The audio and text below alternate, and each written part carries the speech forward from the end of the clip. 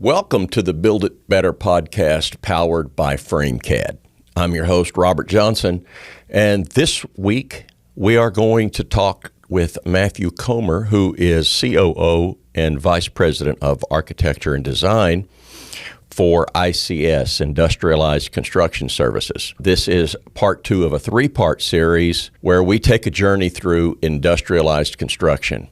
Our last episode, we had Jason Steele, the CEO. We're going to continue this week with Matthew. We actually did something a little different, and we journeyed out into the field. We actually recorded in Profab, who was our first guest, I believe, Joe Trednick. You'll see for yourself. It's kind of a fun time and kind of a fun little chat. So I'll see you when we get done. Let's go to Matthew. Powered by FRAMECAD, I'm your host, Robert Johnson. This is Matthew Comer. We talked with Jason in part 1 of this series last week.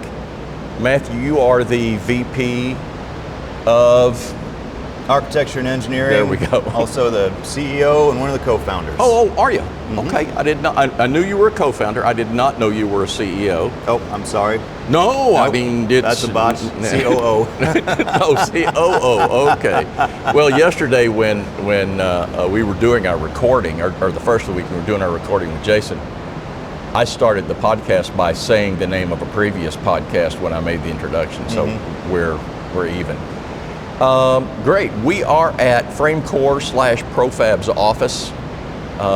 Joe Trednick was with us in the very first 2 episodes that we did, and it's pretty impressive. And what you see in the background is what we all do for a living: light gauge steel, cold form steel, prefabricated panels. You can see dimples and screws and things in the background.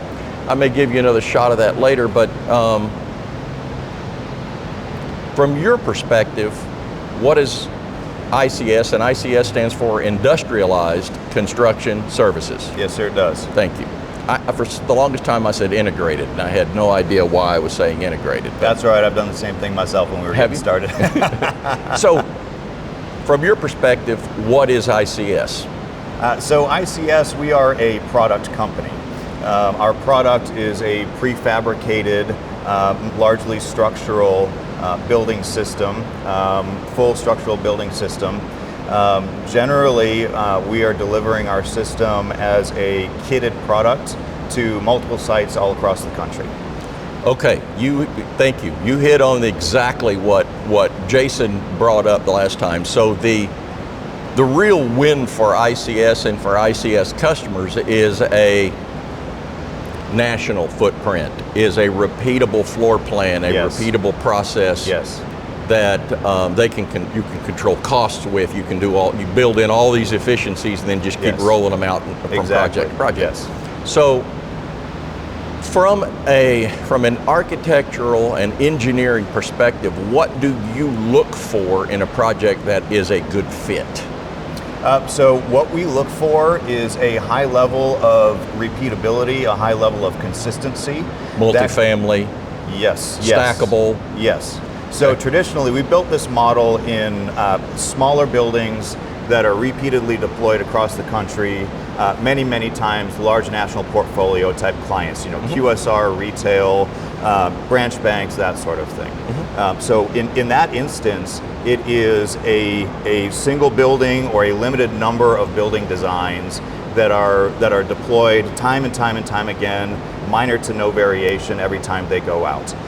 And what we've been doing recently is applying that model to single projects on a larger scale that still leverage that repeatability, however, on the same projects. So we can apply a lot of the same processes and techniques that we've developed on the multi-site to the large multifamily, hospitality, some larger commercial spaces, and leverage that repeatability within these larger projects for some similar wins. Yeah, and I guess a great case in point is a 3-4 story West Point in Tucson, a 7-story, which is a repeatable floor every time. So it's basically that methodology that you're talking about in a commercial, stackable, one-site location.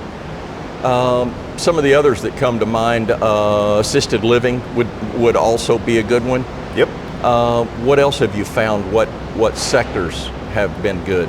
Well, so really it's any of these project types where the owner is going to be hanging on to the building for a long time. So as you said, assisted living, Build and hold hospitality is the real win for developers. Yes, it is, especially with a prefab light gauge system like a FRAMECAD system.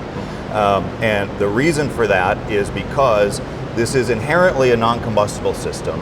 It is inherently a very resilient system.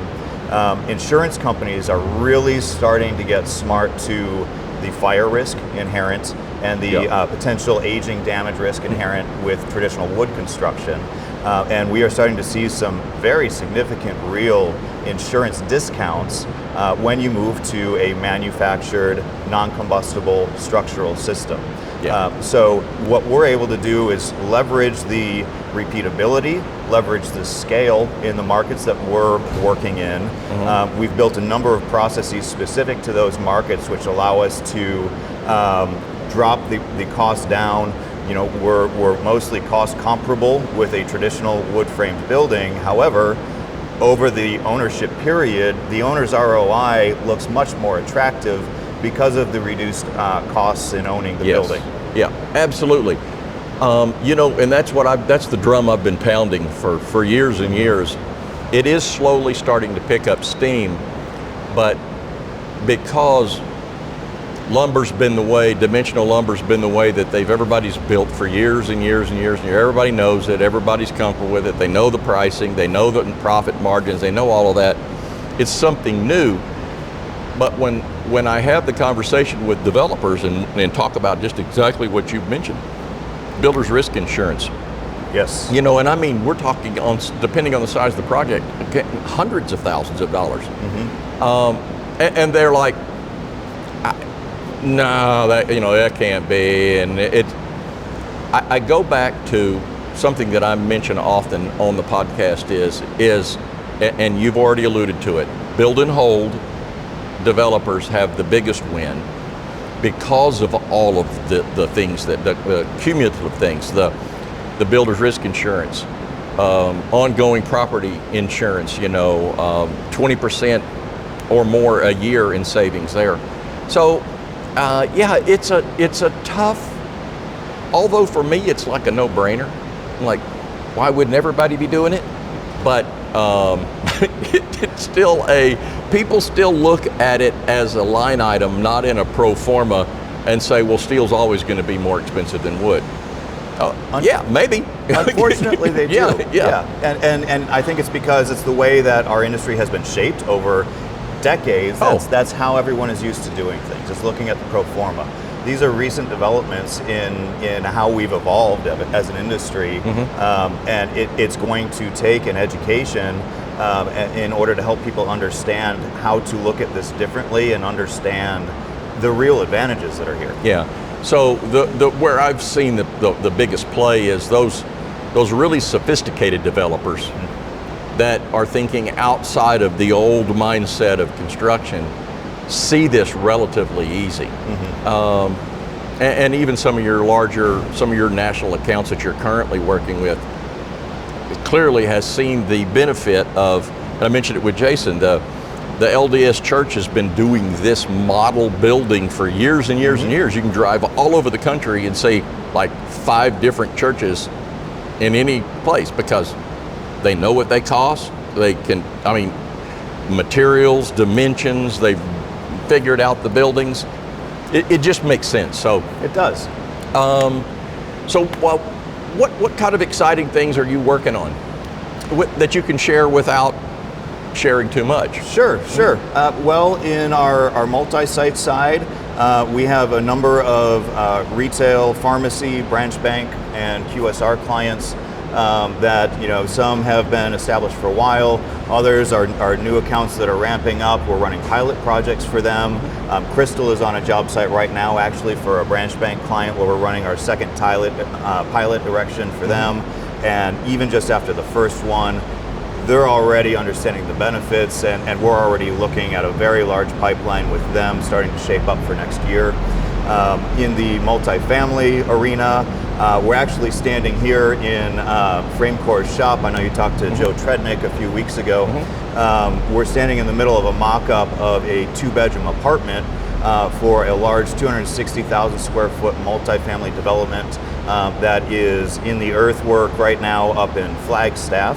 And very excited to see this one taking shape. We've actually got a whole yard full of floor trusses out there ready to go. And we are also working currently on a design of a 7-story multifamily project down in Tucson, which we're very excited about in that it is a real demonstration of what prefab light cage can do. This is a 7-story full load-bearing light framed building with no podium. Correct. That's the difference. Most you hear about are like on a single-story or double-story podium. Yes, and the reason for that in traditional and Type 5 construction is the building code puts a strict limitation on the number of stories you're able to build of combustible construction. Correct. In that type of a market. If you're building with Type 5 and multifamily, you're only allowed to go up 5 stories, period. Correct. Right? You don't have that limitation if you go with non-combustible framing. If you go Type 2 framing, you're only limited by any sort of total height, total story limitations on the site, and the structural capacity of the material you're working with. Correct. Now, I've done a little digging and looking. I always hear numbers, up to 11 stories. Is this going to be the tallest load-bearing building built so far? This 7-story? Yeah. I don't know if it will be the tallest. I've checked. I've tried to find something. I mean, I hear people say, yeah, you can do, up to 11 stories with this equipment. Yeah, I guess as long as you can keep getting, higher and higher gauge steel and depending on what you do with structural steel, sure, you can go higher. Yeah, well, and that's part of the evolution that I mentioned earlier, right? In order to go so tall, you need, as you said, very heavy gauge, you need much deeper sections, but the roll forming technology that's available to panel manufacturers now, like the FRAMECAD system, allow these manufacturers to roll 12-inch deep studs, 14, sometimes 12 gauge, 2.5-inch deep flanges. These are sizes where if you're stick framing out of light gauge, good luck finding those on the market off the shelf, right? They are very, very difficult, if not impossible to find. And long lead times when you order them. Right, but if you've got your own machine in the shop and you're rolling everything to fit, not only do you have that capacity, it's readily available, your only limitation is your supply chain, which is a non-issue because you're just getting your slit off the coil. Right. And from there, you're able to really leverage the benefits of this system and get a lot more structural capacity, a lot more multifunctional use out of the system. I tend to try to talk people out of, and this is going to come be very popular with my group, the big multi-profile machines, but depending on the market that you are in, one of the things that we've really started pushing is we want to help customers and potential customers by putting the best systems in their hands for the type of work that they're going to go after. A lot of the early adopters in this didn't know. They were typically commercial framers anyway, so they're all thinking commercial and they're all thinking those kinds of things. Well, now you've got people that are getting into it, and now home building, single family rentals, production home building, multifamily things. There's a lot of things that have come up since then.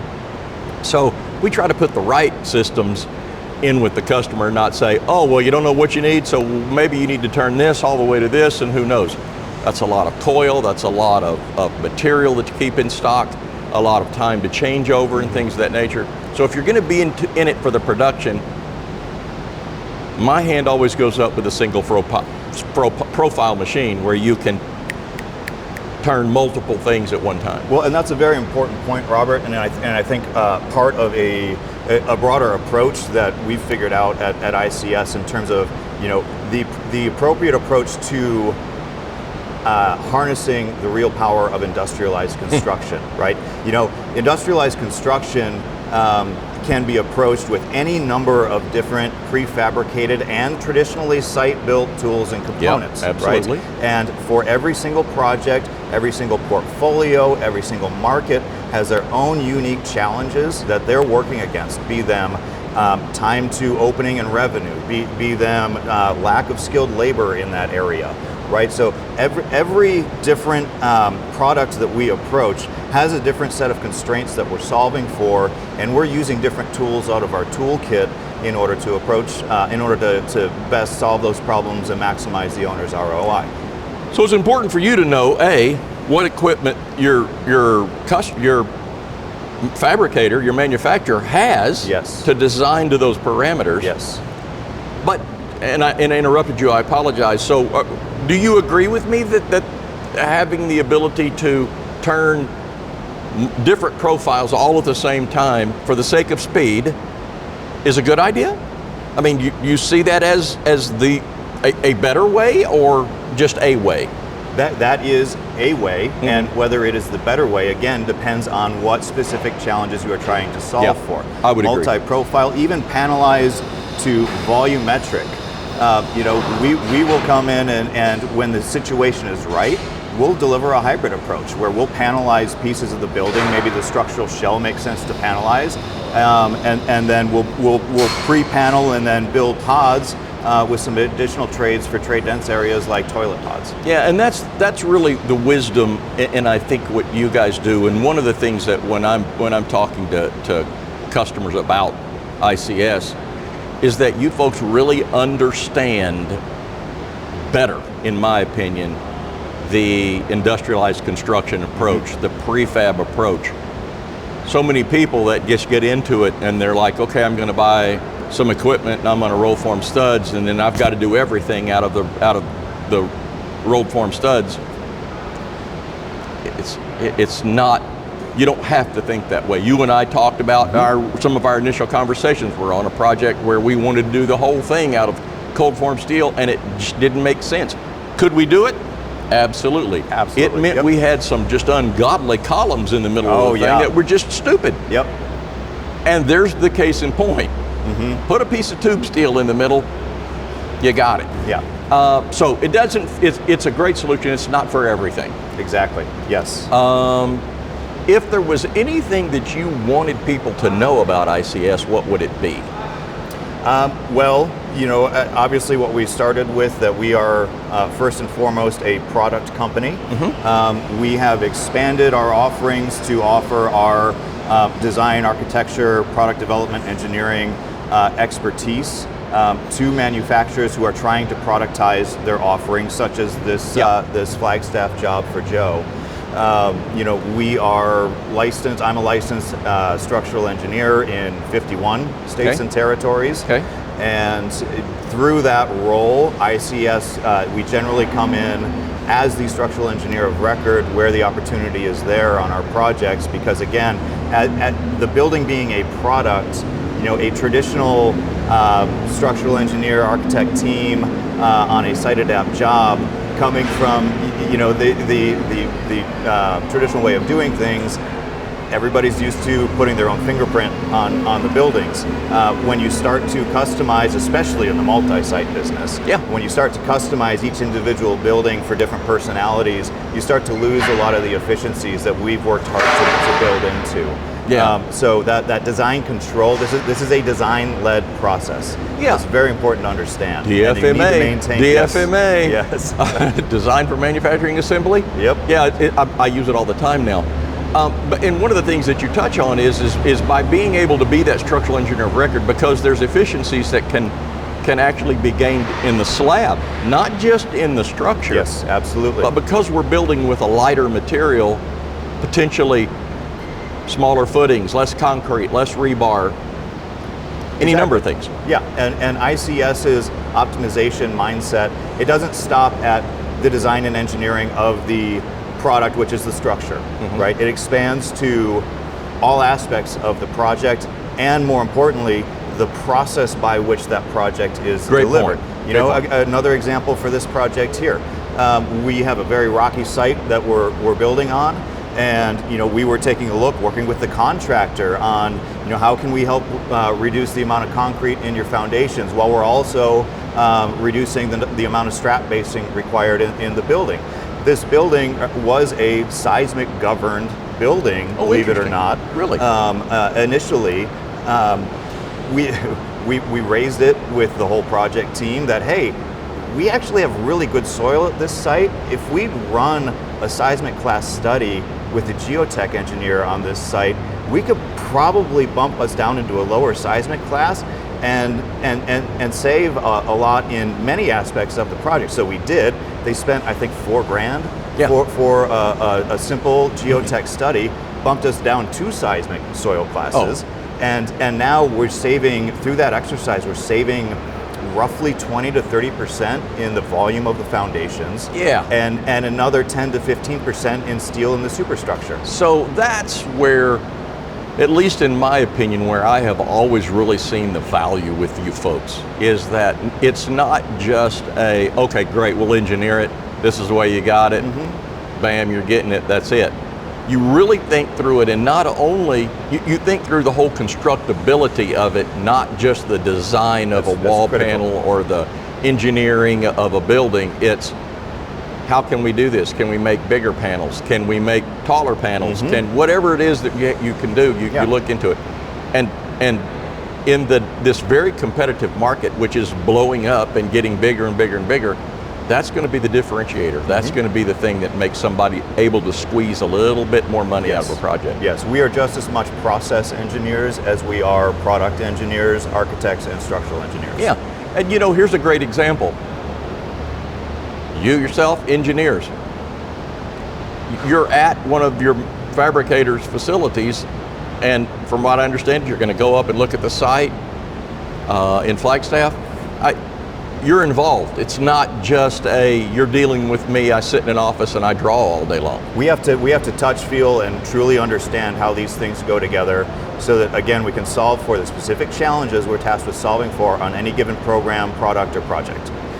For instance, I need to understand how much laydown space is in here. I need to understand what Joe's supply chain looks like, what kind of steel he can source. I need to understand what's the heaviest panel he's able to lift up, what is his overhead crane capacity. I need to understand, what kind of crane are they going to be using on site. That's going to dictate max panel size. It's going to dictate, do we sheathe the panels in shop? Or do we add a little bit more steel to them? If you sheathe in shop, you protect them against racking during shipping and handling. A little bit faster erection on site. But they get very heavy. So sometimes the best approach is to add a little bit more steel into the panels to brace them properly for handling until they get sheathed on site. These are all process aspects that we need to understand in order to properly approach a design.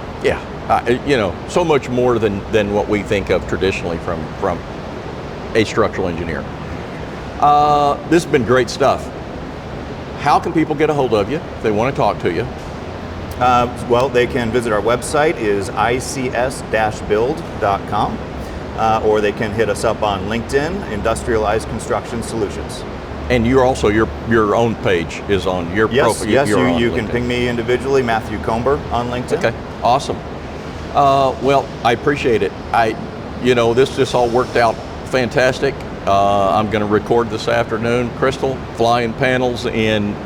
she is in St. Anthony, Minnesota. There we go, right Minnesota. Now. Yep, and they started flying this morning. So this is going to be a great episode. We've all built it the old way. Now let's build it better. Let's do it. Thanks. So a good time with Matthew. Great discussion. Next episode, we are going to discuss the installation process with Crystal Howe, VP of Construction for ICS. We will be joining her virtually. Until next time, you know what I always say, you've built it the old way, now let's build it better. See you next time.